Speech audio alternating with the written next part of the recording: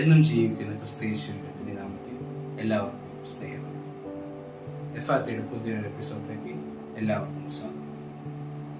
ഇന്ന് ഞാൻ നിങ്ങളുമായി പങ്കുവയ്ക്കാൻ ഉദ്ദേശിക്കുന്ന വിഷയം എന്ന് പറയുന്നത് ഇന്നത്തെ ദിവസത്തെ പ്രത്യേകത തന്നെയാണ്. ഓശാന നായർ.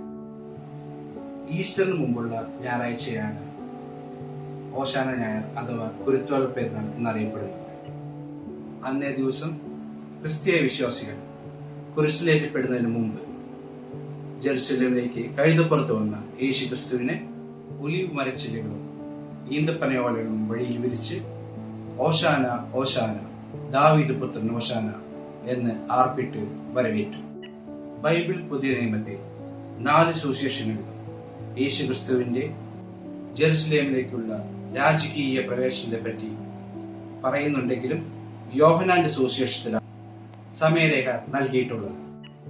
യഹൂദന്മാരുടെ പെസഹ പെരുന്നാളിന് 6 ദിവസം മുമ്പ് യേശു മരിച്ചവരിൽ നിന്ന് ഉറപ്പിച്ച ലാസർ പാർത്ത ബെഥേലിലേക്ക് വന്നുവെന്നും പിറ്റേന്ന് പെരുന്നാളിലേക്ക് വന്നൊരു വലിയ പുരുഷൻ യേശു യെരുശലേമിലേക്ക് വരുന്നുവെന്ന് കേട്ടിട്ട് ഈന്തപ്പനയും കുരുത്തോലയും എടുത്തിട്ട് ഹോശാന ഇസ്രായേലിന്റെ രാജാവായി കർത്താവിന്റെ നാമത്തിൽ വരുന്നവൻ വാഴ്ത്തപ്പെട്ടവനെന്ന് ആർപ്പിട്ടുകൊണ്ട് അവനെ എതിരേറ്റു.